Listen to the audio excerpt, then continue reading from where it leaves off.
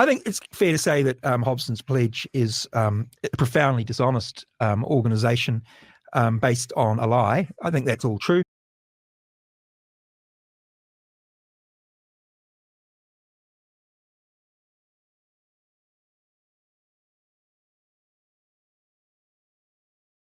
What's the lie? The whole lie that Hobson Pledge is based upon is that apparently Hobson stuttered somehow to the Maoris when he was signing the thing, saying, That's right. he said in Te Reo, we are all one people, apparently. Now, I don't know whether Hobson said that or not, but it's not in the text. And so it seems quite pathetic and indicates that the whole campaign is in fact based upon racism and white supremacy, that instead of even beginning from the text of what was signed on that day, we're going to go to some legend that the white guy who had been in New Zealand for 5 days, apparently stuttered in Maori that we are now one people. And we're going to base our whole organisation, our whole political position on that. And the only reason you would do that is because you were dishonest and you were wanting to, in a Trump-like way, create racial division and hatred in New Zealand for your own personal gain, which does seem to have been what Don Brash has sought to do, sadly, ever since I made him leader of the National Party. He was one of the world's top monetary economists.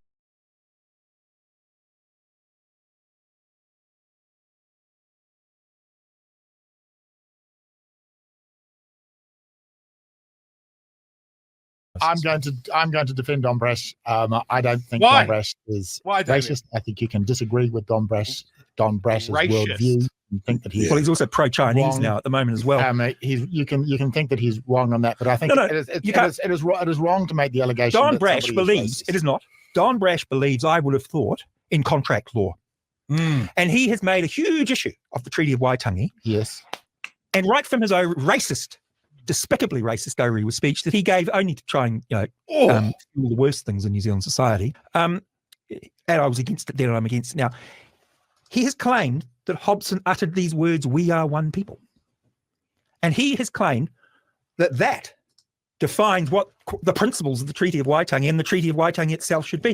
Why would what some person utters at the signing ceremony on one side of the deal mean everything? Why would you call your organisation Hobson's Pledge unless you were racist? But why would you do that? How do you get the conclusion? So I don't know anything about that particular issue. You may be right. That's the whole basis of the organisation and the 20 years of debate, dickhead. Steady on. Well, he's based his organisation. He has based his whole political career for 20 years on what are ultimately trivial matters when taken individually.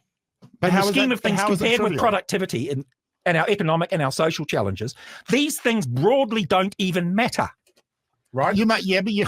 Okay. So why would you make them? Why would you make them your number one issue for so long and spend hundreds of thousands of dollars on advertising and all your energy when you are one of the world's greatest monetary economists, unless you had an obsession with these issues that is unhealthy and revealing of something very, very disturbing?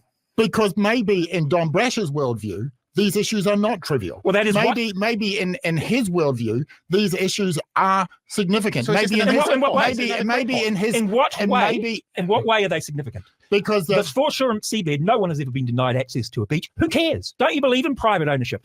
The other thing that can be said about Hobson's Pledge is it is a communist organisation in that it is seeking to nationalise land that could be privately owned. That is the whole co-proper. Just come back to your original point. Why would you, if you're a right-wing monetary economist, back a communist create and invent a communist organisation? That is not the issue. You are that this specific individual is racist, and you are saying he's racist because he's taking an issue on the Treaty of Waitangi that you fundamentally disagree with. He lies about it and misrepresents it, and he's not so stupid that he can believe what he's saying. There are no shortage of people who lie and misrepresent the Treaty of Waitangi.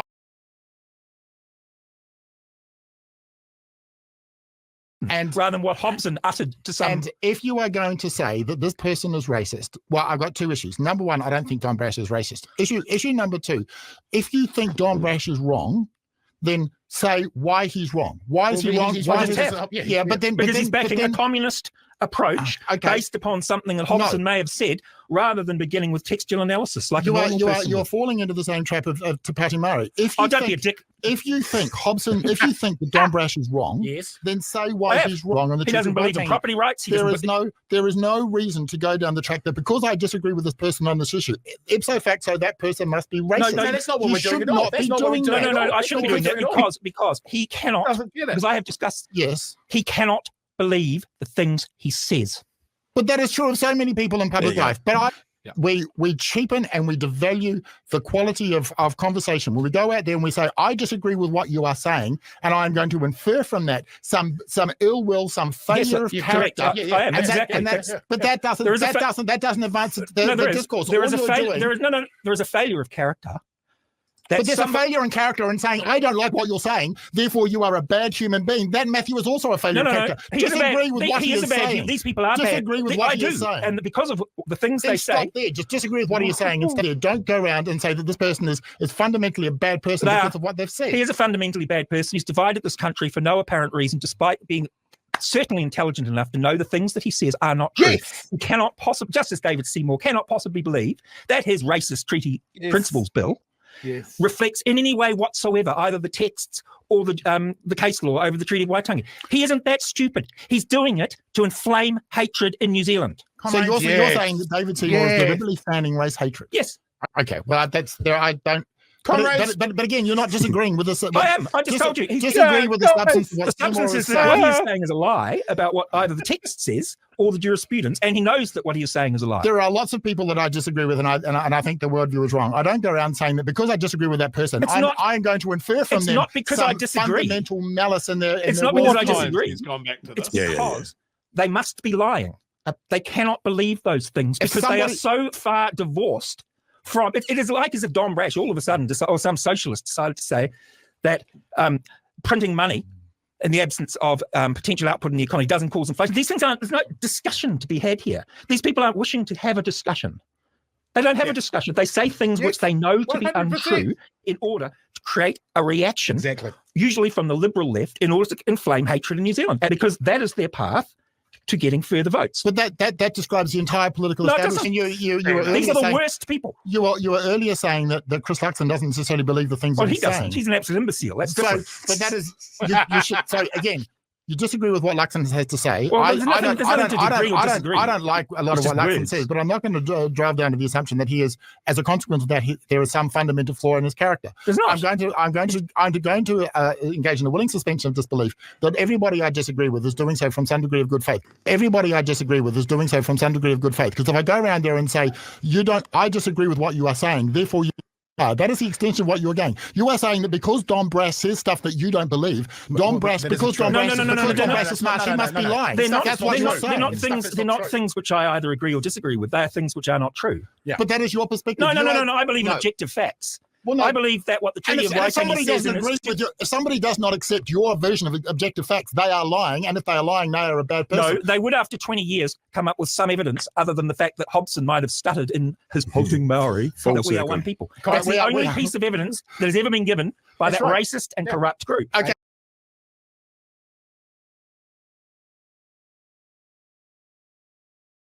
The first settlers started to arrive in New Zealand at the beginning of the 19th century. But for decades, Britain tried to avoid any formal commitment because it would involve a lot of cost for not much gain as they saw it. And in 1839, Britain made the decision that it ought to have a treaty with New Zealand to formalise its relations with the indigenous population and so that it could implement its justice system over its subjects living in the country. And of course that treaty was signed in 1840. The whole treaty really orbits around the issue of sovereignty. That's the central focal point.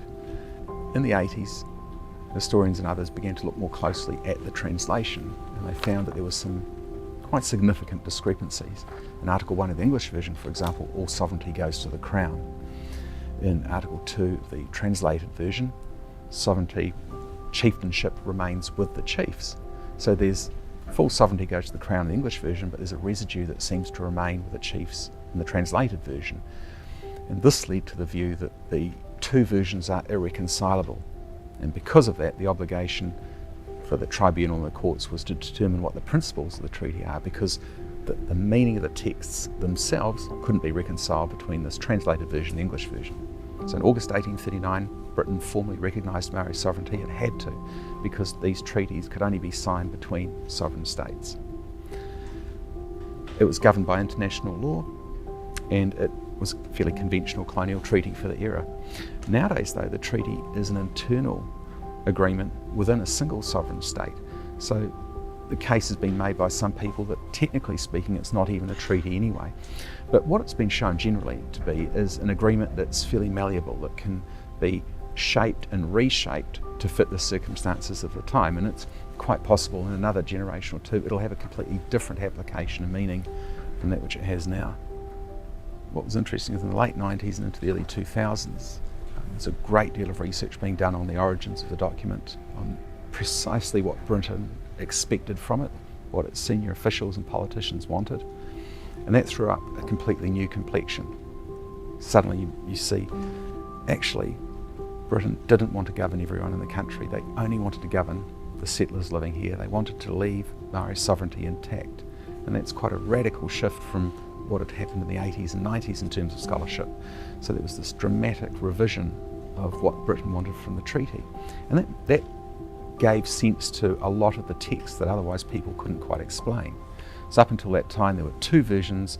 They just sort of chafed on contact. Now, through extra scholarship, you can see actually there's a great deal of harmony and consistency between the two versions.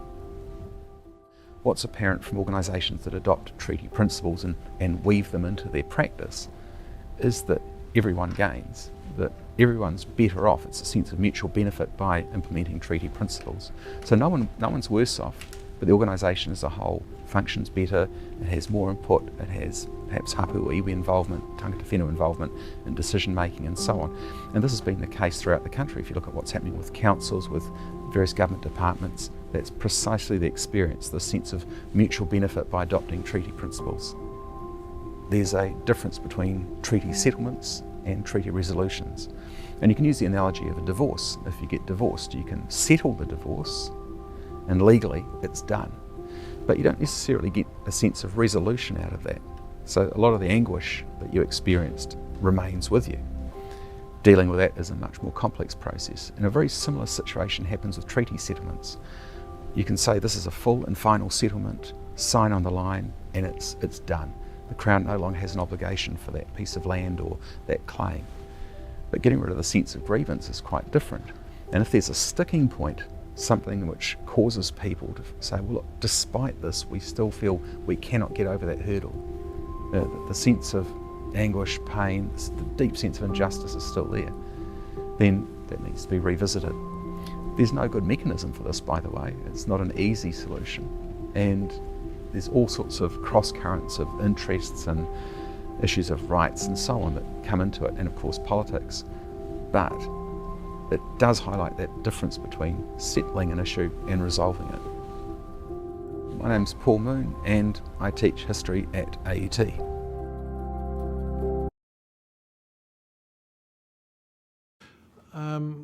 I think Maori leaders today have incorporated or absorbed the thinking of the elders of the past on attitudes towards sovereignty.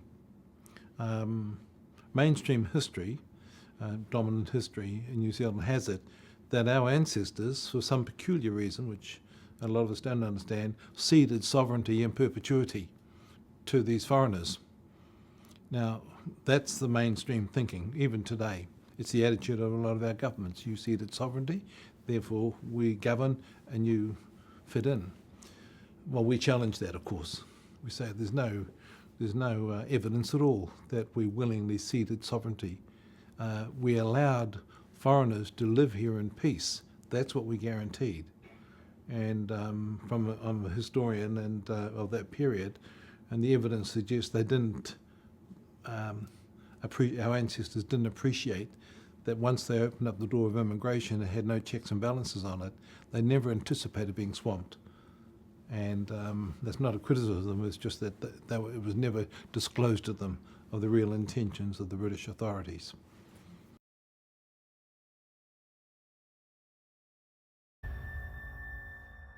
The Treaty of Waitangi has stood as New Zealand's founding document for nearly 200 years, and it's named for where it was signed, Waitangi. It's an agreement between Māori and the British Crown, and in 1840 it set the rules for Britain's colonisation of a country literally half a world away. But the process of writing those rules was somewhat rushed. It was written by Lieutenant Governor William Hobson without the help of the British government or its lawyers.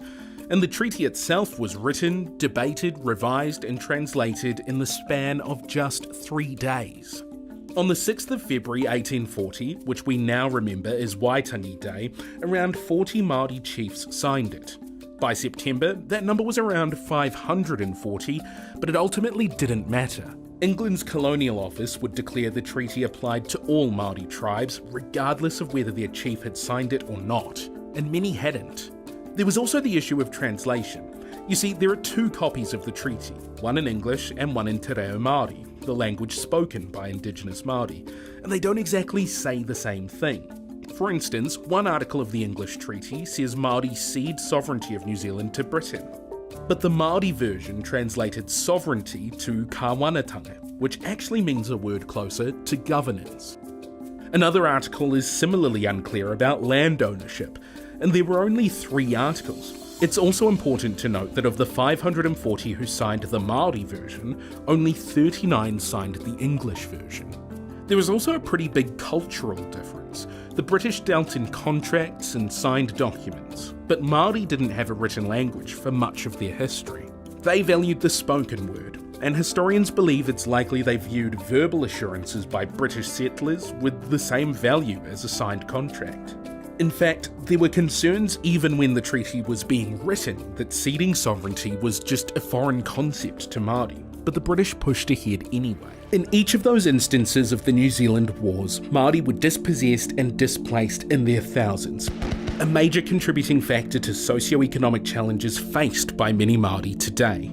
In many cases, land which was confiscated from Māori in the late 1800s is now worth significantly more than it was, but in losing the land, many have been stripped of the chance for generational wealth. In the late 20th century, Māori began seeking justice for those and other historical grievances related to the Treaty of Waitangi. The government initiated a treaty settlement process, aiming to address past wrongs through negotiations and compensation.